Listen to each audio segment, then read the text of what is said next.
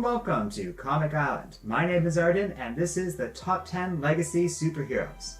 So a while back, I made a poll on our YouTube channel asking what everyone thought was their favorite and best legacy superheroes. And by that I mean who took on the name of another superhero and made it their own or did something that left an impression on you. Out of those characters, who is your favorites?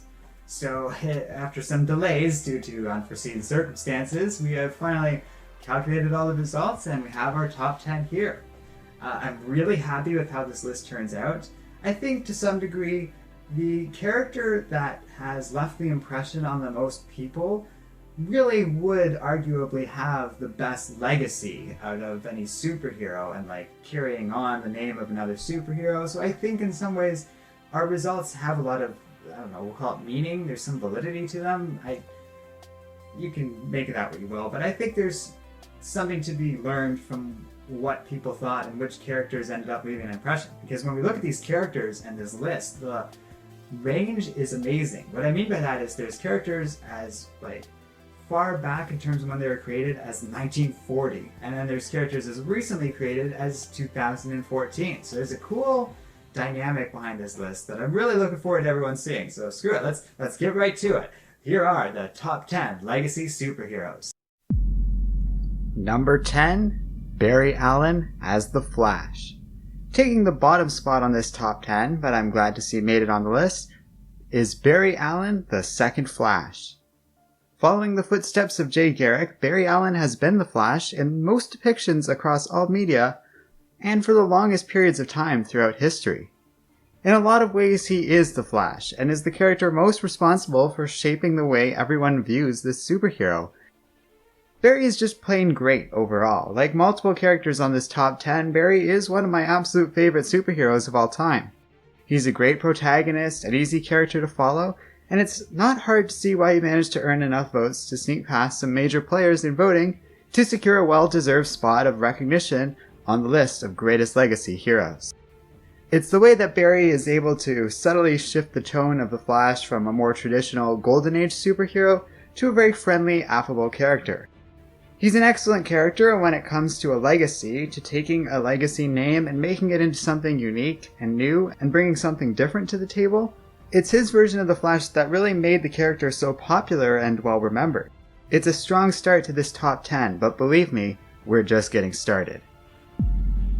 Number 9, JAIME Reyes as the Blue Beetle. Now we're cooking. The third character to assume the identity of the Blue Beetle, JAIME Reyes took this mantle and changed just about everything involved with it.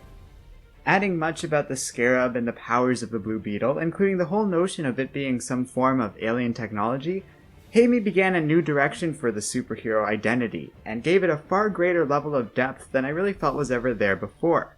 He made it distinct and his own.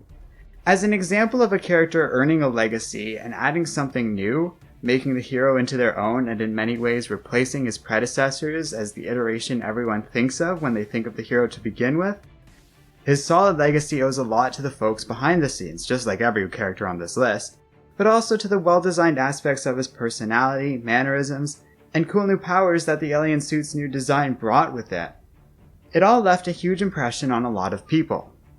Still, in a competitive top 10 like this one, where even one person's vote affected the results, it's pretty amazing that he managed to earn a spot on this list.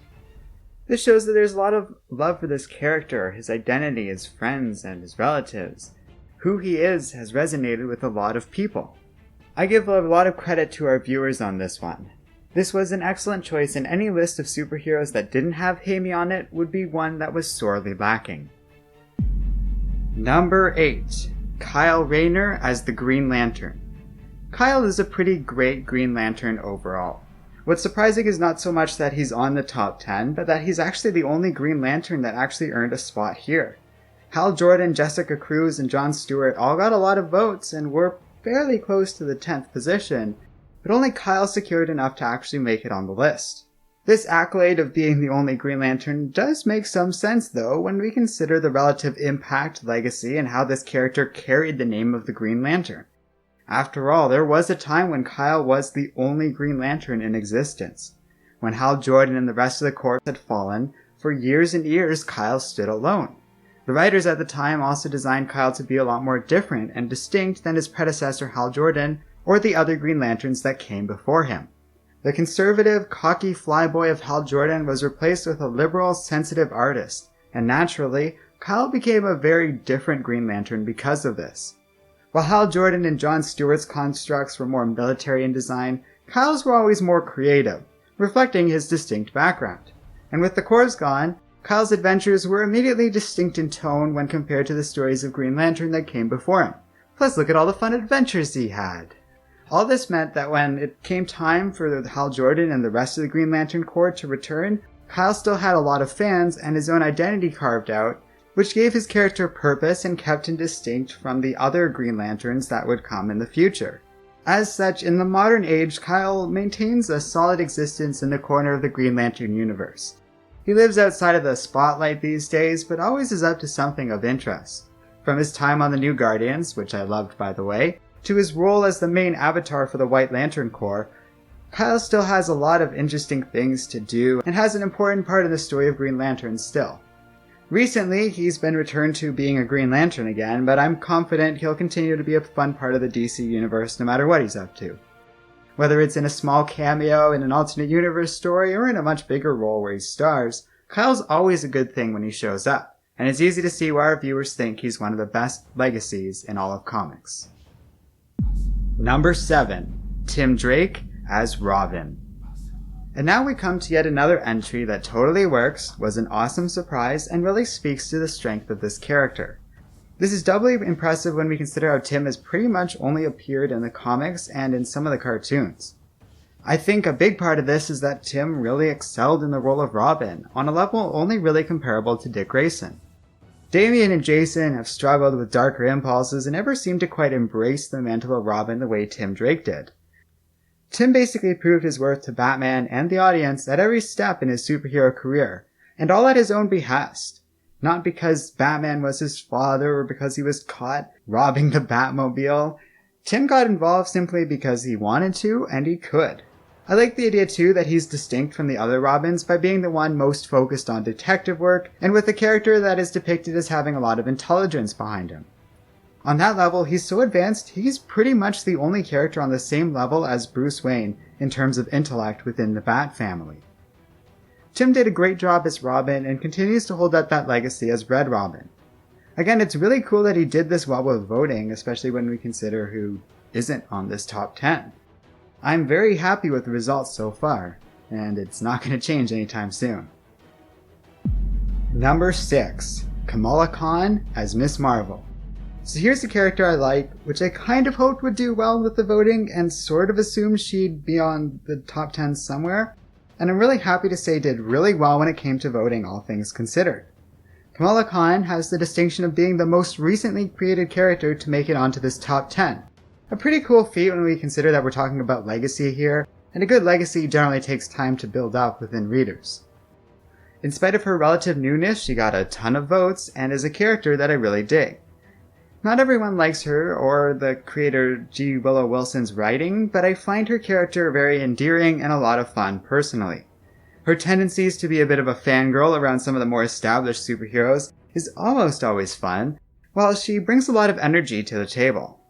I also think her faith and background as a Muslim is handled really well too. She has her views and opinions on the whole thing. She doesn't let it define her though. She walks the line of accepting her faith and caring about it, but not to the point where she doesn't look at it uncritically either. When I think of the character and the fun girl who always blurts out ridiculous things around Miles Morales, she's a lot more than just a token Islam character, and I think that really sets her apart from other examples of more token-like replacement heroes, which I'm sure we can all think of. All of these things make for a character very different from the original Miss Marvel, and as such, Kamala stands very nicely on her own. The legacy is still there though, and she has a very interesting relationship with Carol Danvers. But I like the fact that this connection really doesn't amount to much more than Kamala being a fan of Carol before she became a superhero, and a Terrigen-induced hallucination. Good times. The Miss Marvel series has been running for a while now and gets a solid recommendation from me. The series has earned a Hugo Award, I think in its first year of running actually, and it's easy to see how the series propelled Kamala to being one of the more popular legacy heroes, even though she is relatively new. I'm glad she earned some recognition here. Let's move on to an older character, but one who I was really glad showed up on the top 10. Number 5, Terry McGinnis as Batman. The awesome votes continue as one of my all-time favorite characters takes yet another spot on the top 10. I have gone on and on about how much I love Batman Beyond over quite a few videos now, so there's really no need to repeat myself all over again. I will say Batman Beyond plays upon a theme across all of these characters that we're talking about on this top 10 today. Namely that each of them not only took the mantle of their predecessor and honored that legacy, but they also brought something new to the table as well. Terry did this in spades, becoming a hero of his own right with his own attitude and flair towards crime fighting. With a unique design to his costume, a very distinct and different setting, Terry became a Batman almost as iconic as memorable as the best versions of Batman over the years.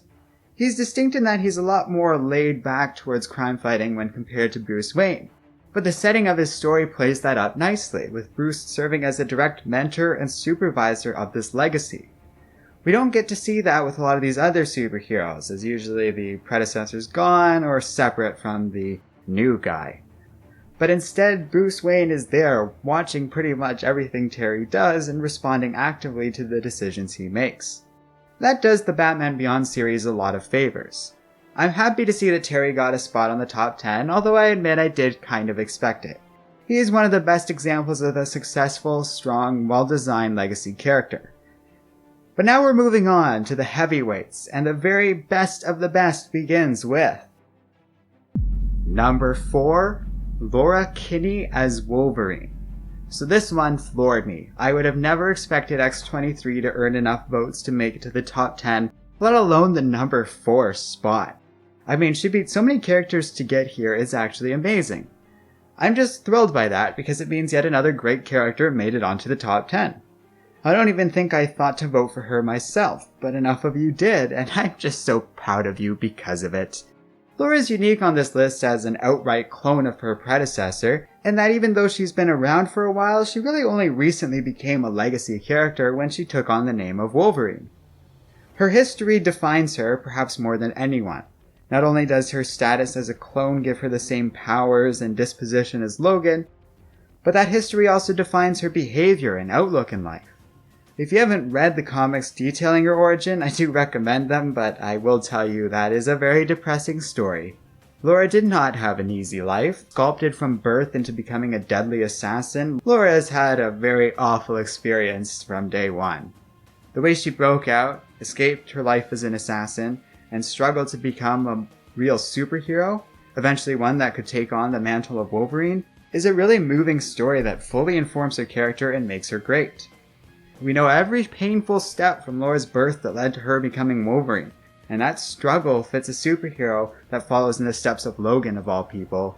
While Logan has had nearly decades to really grow his personality into the famous character that we know, Laura never really was given that chance. She didn't get to spend decades doing as she pleased. As such, she's always felt a lot more cold and distant than Logan ever really was during his time in the X-Men. And the writing of Jeff Lemire and almost a dozen writers before him, it's all come to this, a character that really truly worked for and earned the mantle of her predecessor. Because of this, Laura feels at home with this new role. It fits her. As of this writing, rumors abound of Logan's coming return after quite some time gone now. But one way or another, this won't mean the end for Laura's adventures. Whatever they do with the character, be it as X-23 or Wolverine, she's great, and I'm so glad this registers with so many of our viewers. Number 3. Dick Grayson as Batman and Nightwing. This is the last entry in the top 10 that truly, on some level, surprised me. Like the others on the top 10, it's not so much that Dick Grayson got this spot, it's that he did so well. I mean, number 3 is no small slouch. However, once I started thinking about it, this does make a lot of sense. For one thing, Dick Grayson took the role of Nightwing and practically defined it, to the extent that many of you might not even know that other people took on the role of Nightwing before Grayson ever did. But yeah, Superman wore that costume and took that name before him. Dick has also taken up the mantle of Batman on multiple occasions both in and outside of the main DC continuity, and each and every time it feels fitting. After all, it makes a lot of sense that Bruce's first partner, and the man that worked so closely with him for so many years, would take Bruce's place the day he is ever unable or unwilling to continue as Batman. This was most famously depicted during the Grant Morrison era, but to me it just makes sense in general. Out of all the characters currently active in the DC universe, I feel Dick most deserves to be Batman's immediate successor.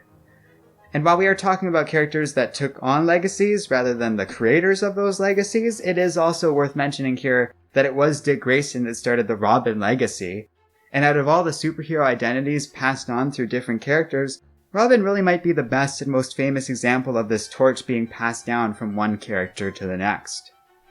Grayson is unique, with a distinct personality and a skill set most prominently focusing on his background in acrobatics. He's got a fun attitude with him, but he can also be serious and a very effective crime fighter. For all these reasons, and so many more, Grayson takes the number 3 spot in our all-time list of greatest legacy heroes. Number 2. Miles Morales as Spider-Man. So I knew Miles was for sure going to be a big character on this top 10. Him making it all the way to the tippy top, that was a bit more of a surprise, but not a huge one. When we talk about characters taking on the mantle of a hero, Miles is one of the best examples of this being done really well. Marvel's been doing a lot of replacing heroes lately, though you'll notice not a lot of their more recent additions crack the top 10. Whether that's an issue of recency or just the fact that they've done this so many times, these new characters aren't leaving an impression on people anymore is hard to tell. But I will note Miles, along with Kamala, are 2 examples of new heroes really carrying on this legacy, bringing in the new fan base, and having this weight and identity independent of their predecessors. Miles is about as perfect a legacy character as you can get. He's a lot of fun, brings a lot new to the table as a different character, it has a great costume that stands out from Spider-Man's while also being iconic and still instantly recognizable as Spider-Man. Being able to do both is really impressive and shows a lot of great work in the design of his costume. He's an amazing character that in 6 years of publication has been remarkably and consistently well handled. At their respective cores, Peter and Miles are similar. They're these kind of simple protagonists, but they have self-doubt and awareness, yet they persist in doing the right thing. That being said, Miles is a little less socially awkward and has a better social network than Peter did as a teenager, but at the same time, he's nowhere near as intelligent as Peter Parker's insane tech genius. However, the real difference lies in their origin, as well as how and why they chose to become superheroes. One slight modification that I really like when they brought Miles into the main Marvel universe is that they slightly changed Miles' history to give him a pretty decent life overall. He has a good circle of friends, goes to a really good school, his parents are great and now both alive, and he's got these amazing powers. All things considered, Miles is pretty lucky. This is good as it makes his choice to be a superhero less of an internal imperative like with Peter, and more of something Miles does simply because it's the right thing to do. It's not easy for Miles because of this. It has never come naturally to him like it did with Peter. The first time he tried superhero antics, he threw up because he felt so sick and afraid of it all. I find this version of Spider-Man is more easily shaken by this superhero stuff in general, and it gives him this great feeling of constantly being in over his head. And let's face it, that's a staple of any good take on Spider-Man. While it's great that Miles is a biracial character, like Kamala Khan, it's even better that this doesn't define Miles, nor is he used as a token. Yes, it does occasionally inform his character or certain beats on the story, where appropriate, and as it should. Though it means something to him, it's not the only thing that means something to him, and that makes him seem and feel more realistic. I don't think I've disliked him in anything I've read, and I've pretty much read all the Miles Morales comics there are. You can credit Brian Michael Bendis, who's written most of those comics, for doing a really good, consistent job over many, many years. Even bad stories like Civil War II, that was a big, hot, stinky mess, all the parts with Miles in it were great. And that's because Miles is such a good character that he elevates the material around him. Even the shambles of what remains of Peter Parker look, act, and work better when Miles is around. He and Peter just work nicely together and have this great dynamic with each other. Miles shows just how fun Spider-Man really is in the early stages of his superhero career. Spider-Man fans couldn't ask for a better successor in Miles Morales. As yet another of my favorite superheroes, I'm proud to declare Miles Morales our second best legacy superhero. However, all that being said, and as great a character as Miles is, nobody is a better legacy character than this one. Number 1. Wally West as the Flash. It's interesting that so far every time we do one of these public top 10s, there's always a clear distinct winner. While the 10 are very closely competed over usually, one character seems to always rise way above the competition, charging ahead of everyone else, earning far more votes, and just being the automatic winner almost immediately in the voting process. For the best heroes of all time, that was Batman. For the best villains of all time, it was the Joker. And now, for the best legacy characters, it's Wally West. That's okay, because like I said at the beginning of this video, if we're going to talk about legacy, it kind of makes sense that the characters who have had the most impression on the most people is arguably the best at carving out that legacy. Wally has been around for ages and was the Flash for so long. To many, he is the Flash. Not Barry and certainly not Jay or Bart. It's Wally West. Even for those who disagree or think of Barry Allen as the Flash, and you have every right to feel that way, you have to admit that Wally has certainly earned a place at Barry's side and as a vital part of the Flash's history.